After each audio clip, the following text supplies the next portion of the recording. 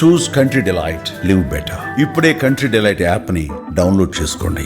Heart stroke ఈ మాట వింటేనే చాలు నిజంగా గుండె దడదలాడిపోతుంది. ఎందుకంటే ఈ మధ్యకాలంలో వయసుతో సంబంధం లేకుండా అందరూ కూడా హార్ట్ స్ట్రోక్లకు గురై చనిపోతున్న వార్తలు చాలా వింటున్నాం. రీసెంట్గా కూడా కోనసీమ జిల్లాలో ఒక పాప స్కూల్లో లెసన్ వింటుండగా హార్ట్ స్ట్రోక్తో చనిపోయినట్టుగా కూడా చెప్పారు. ప్రస్తుతం నాతో ఉన్నారు సీనియర్ అండ్ ప్రముఖ కార్డియాలజిస్ట్ పల్లెం పెద్దేశ్వరి గారు మనతో ఉన్నారు. యాక్చువల్గా సార్ నమస్తే. బాధాకరమైన విషయం ఏంటంటే చిన్న వయసులోనే పిల్లలు చనిపోతున్నారు సార్. అది హార్ట్ స్ట్రోక్ అనో తెలియదు, లేకపోతే ఇతర కారణాలు తెలియదు, కానీ చనిపోయిన తర్వాత అంటే సడన్గా చనిపోతే అందరూ కూడా హార్ట్ స్ట్రోక్ వల్లే చనిపోయారు అనేది భావిస్తున్నారు. చిన్న పిల్లల్లో హార్ట్ స్ట్రోక్ అనేది ఎందుకు వస్తుంది సార్?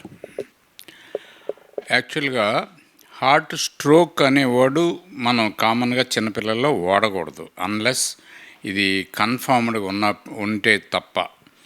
ఇప్పుడు ఇన్ జనరల్ బిలో 20 years అయ్యే మరణాలన్నీ సడన్గా డెత్లన్నీ కూడా హార్ట్ జబ్బులు, రకరకాల జబ్బుల వల్ల వస్తాయి. వాటిల్లో కామన్గా ఉండేవి జన్యుపరమైన జబ్బులు. వాటిల్లో ఏంటంటే జన్యువులు ఏదైనా మార్పులు ఉండి మ్యూటేషన్స్ జరిగి పూర్వం ఉన్న ఫ్యామిలీలో కూడా ఉండి అవి ట్రాన్స్ఫర్ అవుతూ ఉంటాయి. అవి ఫ్యామిలీలో వాళ్ళు సైలెంట్గా పాస్ ఆన్ అయిపోతాయి. సో వీటిలో వచ్చేవన్నీ జన్యుపరమైన పుట్టుకతో వచ్చిన జబ్బులు. వీటిల్లో ముఖ్యమైనది ఏంటంటే హైపర్ట్రోఫిక్ కార్డియోమయోపతి అనేది ఒక జబ్బు ఉంది. దీంట్లో హైపర్ట్రోఫీ ఏంటంటే థిక్నెస్, హార్ట్ మజిల్ నార్మల్గా 9 millimeters ఉండవలసింది అది 30-40 దాకా వెళ్ళిపోతుంది. అప్పుడు హార్ట్ ఛాంబర్ ఉంటుంది, లెఫ్ట్ వెంట్రికల్ అనేది ఛాంబర్ సైజు ఆల్మోస్ట్ ఒక బద్దలాగా స్లిట్ లాగా అయిపోతుంది. అది అయినప్పుడు ఏమవుతుందంటే బ్లడ్ ముందుకి వెనక్కి వెళ్ళడానికి దారి లేక ఏమాత్రం స్ట్రెయిన్ అయినా వాళ్ళు సడన్గా కొలాప్స్ అవుతారు. ఒకసారి సడన్ డెత్ కూడా అవుతాయి. దానివల్ల ఏంటంటే బీటింగ్ ప్రాబ్లమ్స్ వచ్చి సడన్ డెత్లు అవుతాయి. ఇది కాకుండా హైపర్ట్రోఫిక్ అబ్స్ట్రక్టివ్ కార్డియోమయోపతి అని ఇంకొకటి ఉంటుంది. ఇదే వేరియంట్ డిఫరెంట్ వేరియంట్ అనమాట. ఈ వేరియంట్లో ఏదైనా స్ట్రెయిన్ అయినప్పుడు బ్లడ్ తగ్గినప్పుడు ఆ ఛాంబరు సడన్గా మూసుకుపోతుంది. మన ఎడమవైపు హార్ట్ నుంచి బ్లడ్ తీసుకెళ్ళే మార్గం అయోటాకి అది మూసుకుపోవటం వల్ల బ్రెయిన్కి కానీ లేకపోతే బాడీకి కానీ 3 minutes కనుక బ్లడ్ సర్క్యులేషన్ అందపోతే సడన్ డెత్ అవుతుంది. అదే కాకుండా దీనికి ఈ జబ్బులో సడన్గా బీటింగ్ ప్రాబ్లమ్స్ వచ్చి సడన్ డెత్ అవుతుంది 3 minutesలో అది నార్మల్ అవ్వకపోతే. సో ఇది one of the most important కారణం. సో ఇవి మనకి తెలియాల్సిన అవసరం లేదు. సపోజ్ ఎలా వీటిని ప్రివెంట్ చేయాలి, ఒకసారి ఒక ప్రాబ్లం ఒక ఫ్యామిలీలో ఐడెంటిఫై అయితే టోటల్ ఫ్యామిలీని మనం స్క్రీన్ చేయాలి. అంటే వాళ్ళందరిని పిల్లల్ని పిలిచి 3-4 పిల్లలు ఉన్నారనుకోండి, ఒక ఫ్యామిలీలో ముగ్గురిని పిలిచి ఇమ్మీడియట్గా స్కానింగు, ఈసీజీ అన్నీ చేసి అవసరమైతే జన్యు స్టడీసు చేసి అసలు ఎందుకు వస్తుంది దీని కారణం ఏంటి, వాళ్ళ రిలేటివ్స్ అందరినీ మనం ఫ్యామిలీ రిలేటెడ్ జెనెటిక్గా రిలేటెడ్ అందరినీ కూడా జెనెటిక్ స్టడీస్ చేసి ప్రివెంట్ చేయొచ్చు. ఈ జబ్బుని ఐడెంటిఫై చేస్తే డెఫినెట్గా మనం సడన్ డెత్ని ప్రివెంట్ చేయొచ్చు. దానికి మందులు ప్లస్ తీసుకునే కేర్ ఈ రెండు ఉపయోగపడతాయి. మీరు చెప్తున్న దాని ప్రకారం చూస్తాను సార్, అంటే ఫ్యామిలీలో ఉంటే అంటే క్యాన్సర్ అట్లాగా జన్యుపరంగా వస్తుంది, హార్ట్ అటాక్స్ కూడా అలాగే జన్యుపరంగా వస్తాయి సార్? హార్ట్ అటాక్ కాదు, ఇది హార్ట్లో ఒక రకమైన డిసీజ్. హార్ట్ అటాక్ కూడా జన్యు రిలేటెడ్ ఫ్యామిలీ రిలేటెడ్ ఉంటుంది 10-20%. సో ఒక యంగ్ ఏజ్లో వచ్చిన వాళ్ళకి హార్ట్ అటాక్ కూడా చిన్నపిల్లల వాళ్ళ కొడుకులు కూతుర్లు అందరికీ చూడాలి. మనం చూసుకుని వాళ్ళని ఫాలో అవ్వాలి. వాళ్ళకి వచ్చే ఛాన్స్ ఉంటుంది. ఎక్స్ట్రా కేర్ తీసుకుంటే వీ కెన్ 100% ప్రివెంట్ చేయొచ్చు. చిన్నపిల్లల్లో సార్, ముఖ్యంగా చిన్నపిల్లల్లో అంటే 10 ఏళ్ళు పైన పిల్లలు, అలాగే యువకులు మోస్ట్లీ 30 లోపు ఉన్న వాళ్ళందరికీ కూడా ఎలా గమనించాలి? యాక్టివ్గా ఉంటారు సార్ బాగా. సో వాళ్ళు హార్ట్కి సంబంధించిన ప్రాబ్లమ్స్ ఉన్నాయా లేదా అని గమనించాలి. అంటే ఇండికేషన్స్ ఏమైనా ఉంటాయా హార్ట్ ప్రాబ్లం ఉన్నట్టుగా? ఇప్పుడు ఒక పేషెంటు 30 ఏళ్ళకో 40 ఏళ్ళకో హార్ట్ అటాక్ వచ్చి చనిపోయాడు, లేదా అటాక్ వచ్చింది. వీళ్ళకి ఉండే పిల్లలందరినీ కూడా అసెస్ చేయాలి. వాళ్ళకి ఏదైనా కొలెస్ట్రాల్స్ బాగా హై ఉన్నాయా, ఇంకేమైనా మనకి బ్లడ్లో ఏమైనా ప్రాబ్లమ్స్ ఉందా, హార్ట్కి వెళ్ళే రక్తనాళాలు అబ్నార్మల్గా ఉన్నాయా. సో ఇంతకుముందంటే యాంజియో అందరికి చేయి, ఇప్పుడు సిటీ యాంజియోగ్రామ్ అని వచ్చింది. చిన్న సిటీ స్కాన్ లాగా చేస్తే అన్ని అబ్నార్మాలిటీస్ మనకు తెలిసిపోతాయి.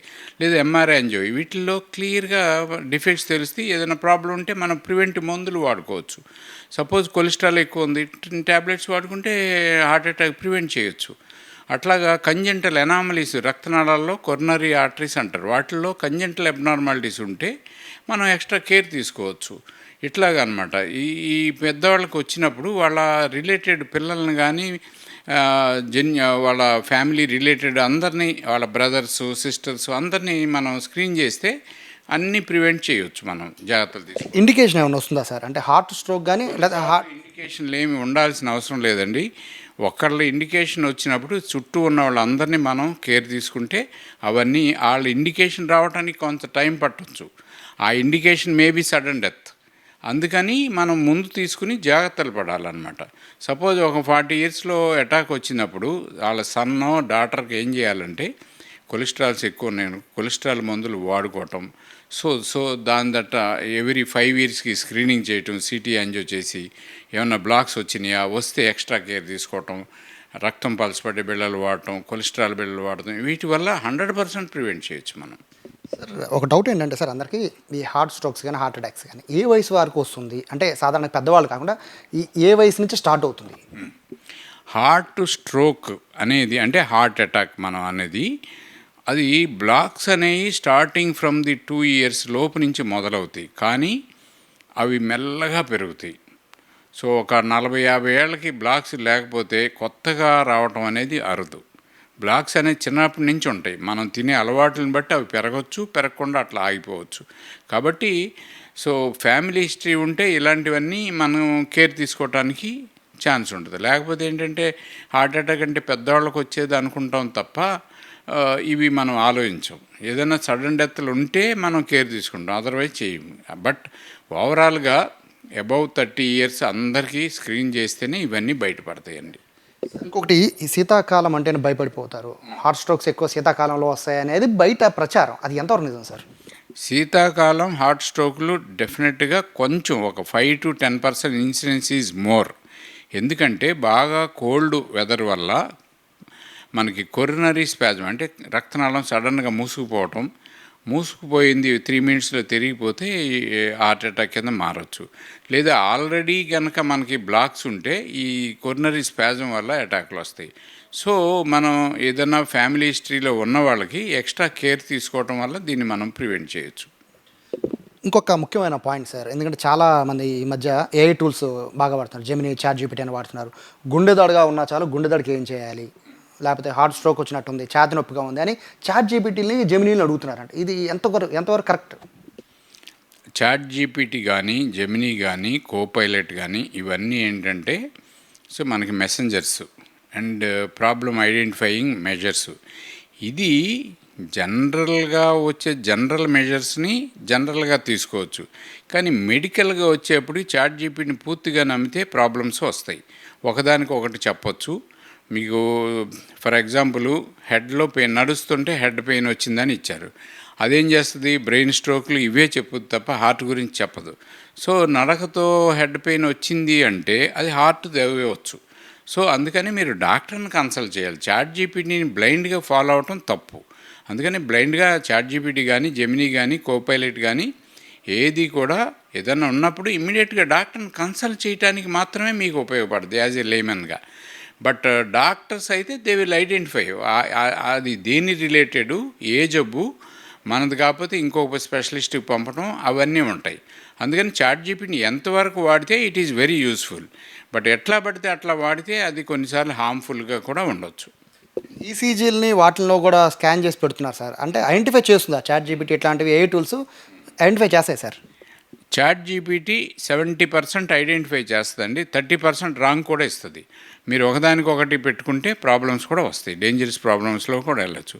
హార్ట్ అటాక్ బదులు హార్ట్ ఎన్లార్జ్మెంట్ అని, హార్ట్ ఎన్లార్జ్మెంట్కి హార్ట్ అటాక్ అని అట్లా ఇచ్చిందంటే ట్రీట్మెంట్ మారిపోతుంది. అందుకని మీరు ఏదైనా సమ్ ప్రాబ్లం ఉంది, డౌట్ ఉంది, చాట్ జీపీటీ డౌట్ ఇస్తే ఇమ్మీడియట్గా కన్సల్ట్ డాక్టర్ని కన్సల్ట్ చేయండి. అప్పుడు మీకు క్లారిటీగా అది యూస్ఫుల్టీ పనికి వస్తుంది.